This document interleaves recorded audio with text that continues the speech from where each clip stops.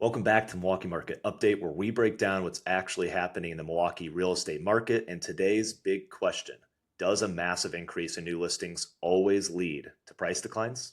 Ty, we're going to find out because we are seeing some newness hitting our market.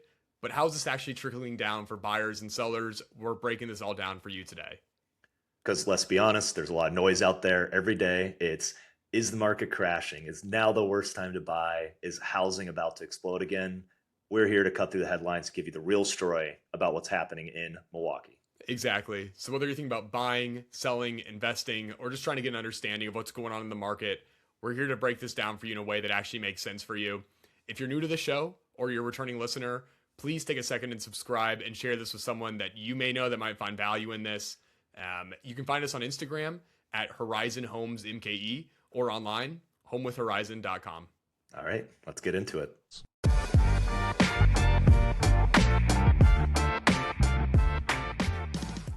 All right, Ty. Today we are talking stats, man. Stats. You ready I to love dive some into stats. what happened this last month here? Yeah, so we've got our February data, like we just mentioned. Again, this is three county area, single family homes only.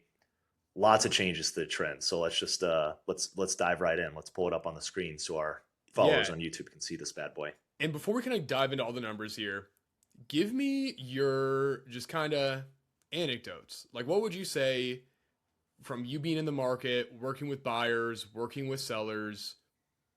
Before we kind of dive into this, what are you seeing, man? Like, what's the big kind of takeaway you would say if you're a buyer or seller right now, you're in the market, not even data related, just what's happening out there? Lots of showings, lots and lots of showings. We talked about that on a prior episode with our listing at Menominee Falls.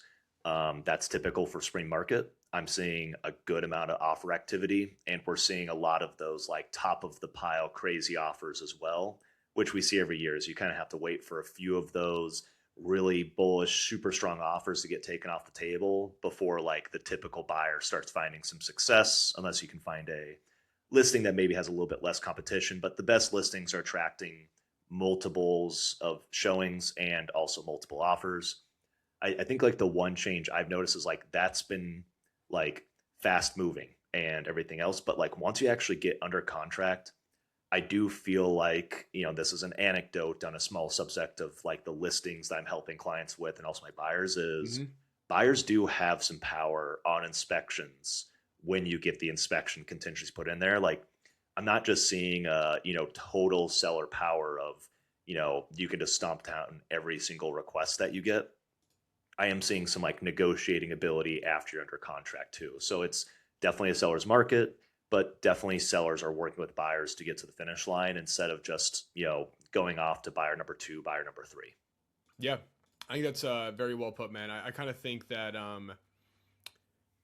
it's still very much this crazy spring market. Like, not a lot's changed. If you're a buyer right now, you're expecting competition. You're expecting to be competing against other buyers. I've kind of really seen this 350 to 500K price point still continue to be the most competitive. I feel like the Waukesha County area, the Brookfield, the New Berlin, the Franklin, Waukesha, that area feels to be like there's a ton of buyers out there looking. We're seeing still the good listings go under contract in a weekend. The ones that are maybe overpriced or not quite perfect, they're sitting. And it's kind of interesting that you see one or the other. And you know it. When you walk into that house, you know, like, this one's going to be gone. Or you're like, it's not perfect. It's slightly overpriced. Going to sit 7 to 10 days. I think if you're a buyer, we kind of talk about the strategies that we have of do we strike early right away or do we wait and kind of get the full picture. I think having a realtor that knows the market super well is very helpful because they can kind of guide you on do we need to strike fast or is this one that maybe is going to sit around for 7 to 8 days and we can maybe save you some money. But I'm kind of seeing listings are in one of two camps right now for that. Yeah. And honestly, like the client should be driving move fast or, thread the needle approach from the offer writing, but the realtor has to ask the question of, Yeah. is this a 10 out of 10? If you're 10 out of 10, we got to move fast. Like Yep. that just is the vibe here. But if you're, again, if the worst case scenario is that you're the only offer and now you felt like you overpaid, you feel that way when it's not a perfect 10 out of 10. Yep. It's, you want to have a high level of conviction on the listings. Well, let's dive into these stats then, man. Let's Yeah. see what's happened this last month. Definitely. So, in terms of what we've got here, we're just going to run from top to bottom. So, new listing activity in February, big stat line here, 960 homes listed, up almost 18%. That's a big number. So, inventory climbing potentially will work down the page. Pending sales, just about 300 homes went under contract, up 6%. And then closed sales up 2%, 600 homes sold last month. Moving to days on market until sale, which again, I think is a little bit more misleading. I think this is actually truly saying, the average days before they go under contract. It's much higher than what you'd think of what the market is showing right now, because I think a lot of stale inventory that carried it over from a year ago. We're looking at 34 days on market, which is about the same to a year ago, 33 days last year. Median sales price, $365,000, with the average being at $436,000, up 9% on the average sales price for single family homes. So we're seeing some prices move pretty quickly. So far in the year, price growth is up about 8% if you take both January and February together. Percent of original list price received, we're at 99%. Inventory of homes, about 1,500 homes, up 8%. So let's answer one quick question right here. Can prices go up if inventory goes up? A very quick answer to that question is yes, because we're at still a huge deficit. And then finally, months of supply. I would still say sitting in a buyer's market, 2.4 months of supply. Last year, we were at 2.3. And we'll show some of the deeper dive charts here to actually dig into these a little bit under the covers. Yeah, cool. What are kind of your big takeaways looking at this? What kind of I, sticks out to you? there's a big difference right now between the new listings that are coming to the market and then the closings that we had in February. We always talk about the lag. I think we can see this in the future, but like a lot of new inventory coming here in February. I think that should be a relief of new options that hit the market that hopefully drive the actual closed activity up as well as we look into March and April data once we get it. Yeah. I think we're up 10% for the year on listings. And I like talking about the year from a listings perspective. And it's great to see that we just have some newness hitting the market. That's been the big story for Milwaukee is we need double the number of homes listed for sale as we sit right now to be in a balanced market. So any sort of increase in this is great. Yep. And then pending sales, those are homes that are under contract today. And I like that this is up 6% from where you were last year. That means that there's more listings for sale. There's more homes under contract than there was last year. If we ever start to see listings increase and pending sales flat or decline, that's all of a sudden when we start to see demand drop off. We're not seeing that because that's something I'm trying to just monitor very close. And then, like you mentioned, closed sales they're actually down on the year, but they're up this month over last month. And closed sales are down 5%. We were looking at the number of new listings per month and the number of closings per month. January this year, February this year were very, very low from a new listing perspective, which closed sales, it takes about 30 to 50 days for a home to close once it hits the market generally. So no surprise that we're down on closed sales for the year, but it's good to see that pending sales are up because we're probably going to expect closed sales to be up next month again. I know it's a mouthful, but that's kind of how I like to interpret all this. And then I think talking about percent of list price received is interesting too, because when you look at the 99%, we typically see this kind of right now being probably that last month that we're going to be under the 100 number. And then as we get into May, June, July, I expect this to be around 101, 102, maybe getting up to 103. Who knows? But I think a lot of times clients will ask me, well, like the price that things are selling for, is that sellers being greedy or is that buyers driving up price? I think normally they ask it as, is it sellers being greedy? Like, no way they're going to get this. This seller wants way too much for their house. This to me shows, though, that buyers are willing to pay most of the time what sellers are asking. And as soon as we see it go to that 101, 102, 103 number, that's buyers driving up the price is what's causing that. So it's interesting just kind of looking at that percent of list price received. Yeah. And I think we've hit on this a lot more recently. This does not mean that the typical home you can go out to and write 1% under the list price and get an offer accepted. It's just not the case. Mm-hmm. realistically, what we've seen in our most, recent listings is the ones that are really good getting snapped up in that first weekend, like you said just a bit ago. Those are consistently going 5 to 10% over the asking price, and if they don't, they're going under the list price. Almost nothing sells for the exact list price these days. It's feast or famine in Hmm. terms of what you're going to get based on your pricing strategy. That's a great way to put it, man, and that is so freaking true here. Mhm. So, now you've got the new listing kind of thing. I think this would be a good one just to stop on for a second, because with the disconnect we have between new listing activity in February up 17% and the closed activity here in February was, almost, a 10% difference in terms of the growth.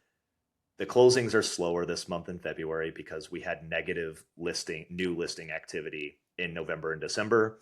So if you have nothing to sell, then guess what? Nothing goes under contract and sells. Now, nothing is probably being egregious here, but we're going to hopefully see now, and what you're tracking is, as we look at the March and April reports, are all these up 17% new listings going pending is going to be the main thing we want to track and see if is inventory building or is it kind of remaining status quo.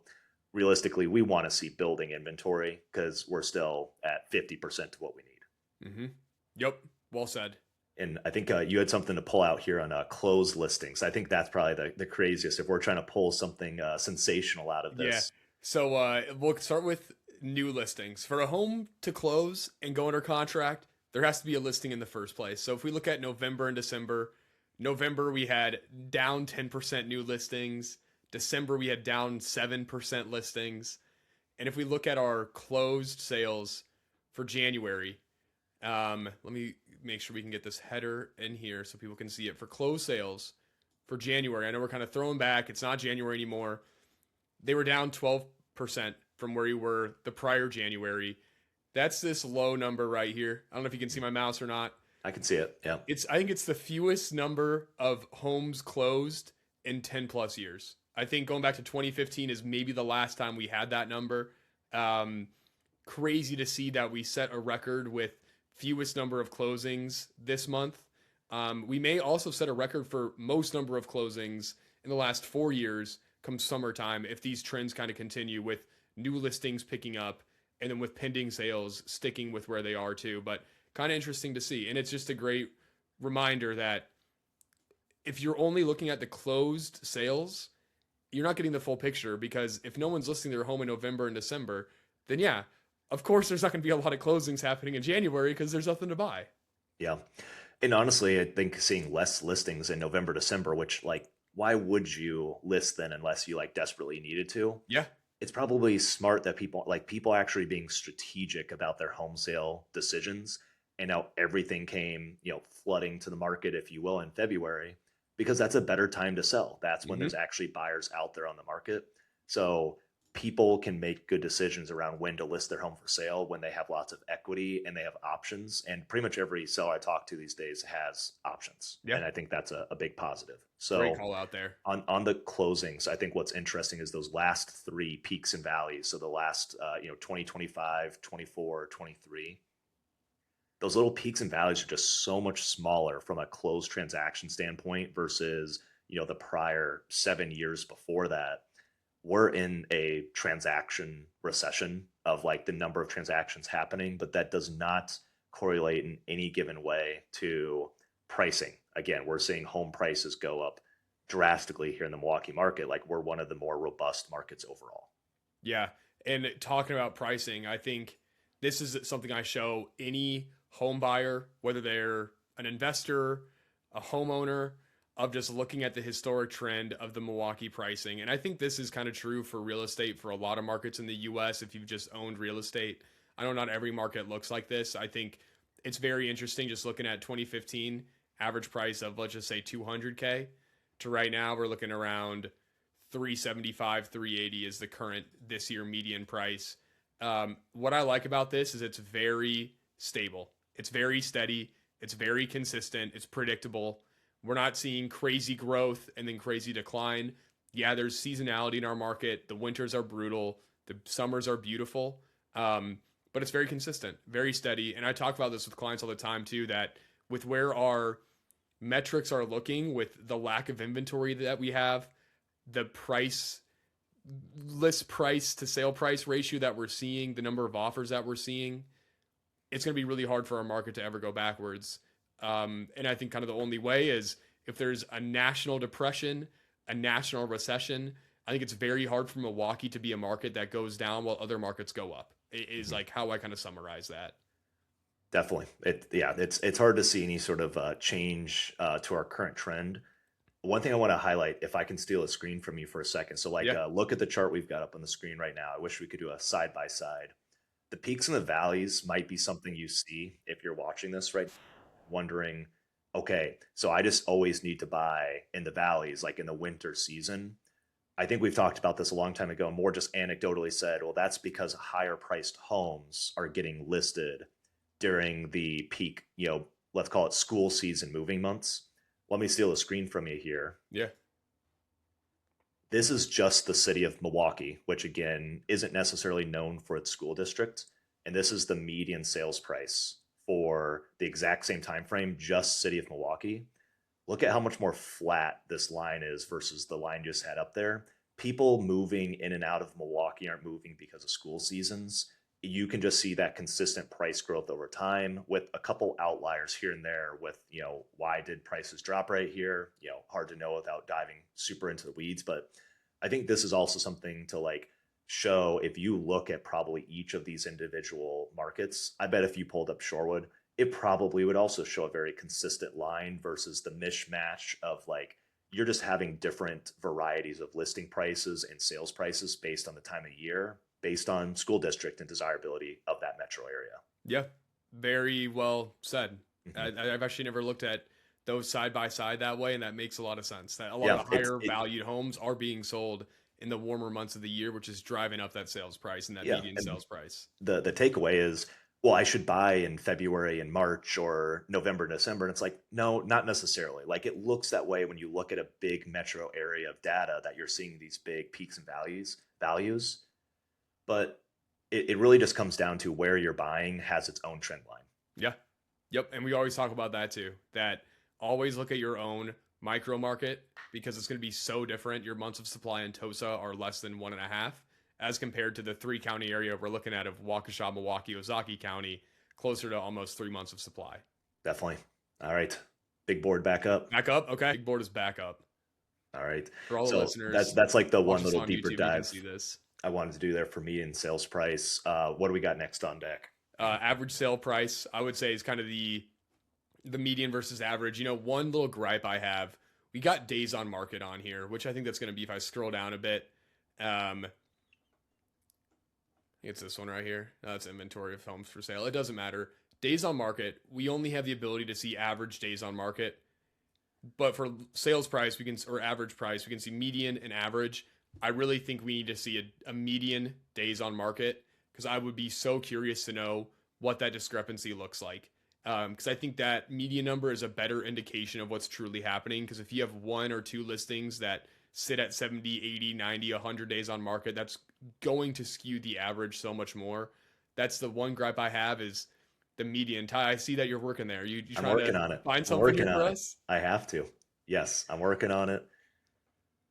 All right. The median days on market. Sorry, it's okay. Average days on market for the greater area. This does also toss in Washington County. Okay. We're looking at 15 days versus 12 days a year ago. Say that, so that's your median? Median days on market is 15 days. Now, this is a contingency date, not a date to sale. So, of course. Yeah. So, but I think the big thing there is the median days on market is 15 compared to our average of 30. Yes. So I think that's a better number if you're thinking about how quick does the typical home sell. 15 days to me feels a lot more like what I see in the market here too versus 30. Mm-hmm. Definitely. Yeah. The average is like, again, those stale listings that people have forgotten about that were listed in November that are still hanging out there. And okay, now February, but like they should have been expired. Like you should not have been sitting out there for the extra 60 days during that time of the year. and you just accumulate them for no reason, and now you've closed, and like one listing has brought up the average because there's just not that many transactions going on. So if you Hmm. get 10% of the market with 120 days, all of a sudden it seems to skew the data versus the median is finding that true midpoint. Yeah, I think we need to reach out to give that feedback Yeah, to definitely. this because the median to me is just a way better number. I remember I took stats in college and I walked away feeling like I just understood numbers so much better and like I was like Rain Man a little bit. Yeah. Not true at all. But okay, so anything else you want to talk about stats wise here too? I think the only two things is like going back to the the line chart for median sales price or average sales price, as well as the months of supply, is really like what's hard about the data that we have here in the overall view is like year to date we're looking at like 8% price growth, whether you're looking at average or median. But the last 12 months is a much better long trend line. We're looking at up 7% for sales prices, and like that has been consistent for like the last 5 years at least. That's the stat to kind of cling on to, is like if I don't buy today and I wait till next year, what are we looking at from a trend? And we're not seeing a change to the amount of inventory, the new listings, how fast things are closing. Months of supply has been pretty predictable. Like if you were to use your crystal ball, we're going to be looking at close to a 7%. If you decide to wait until next year February to buy, you're probably going to see prices go up from 380 to 7% higher than 380 is like Yep. currently predicting. I think the same thing for the months of supply is sometimes the percentages which we talk about sometimes are misleading. Like, ooh, the supply demand dynamic is up 5% in February. Well, we're talking about going from 2.3 to 2.4, but also like that's very common number for January, February. The last 12-month average is 2 months of supply. If you're looking at all those months combined, I think it honestly takes more of like that midpoint. That is a true seller's market. We're not really, even in the slowest times of the year, leaving a seller's market. We're just slightly closer to being a balanced seller's market. Yep. Yep. And looking at this trend line too for your days on or for your months of supply, um, it's been right around this 2 months of supply since COVID, Yeah. really. And it makes me wonder, I got into this business post COVID, and it makes me wonder what it was like when you could spend a weekend looking at 5 homes and choosing one just based off countertops that you liked more. And Right. but even before then, it was still a seller's market. You had a couple months in the winter where it was that buyer's market and they had options. Um, but it wasn't like easy going either pre-COVID. Just looking at this data, at least here. Yeah. I think what's interesting is like every different market has its pros and cons, because I think the con that a lot of people don't remember from that pre-COVID market where you had more time to shop is when you're doing the buy and sell at the same time, you would have multiple home sale contingencies daisy chained together.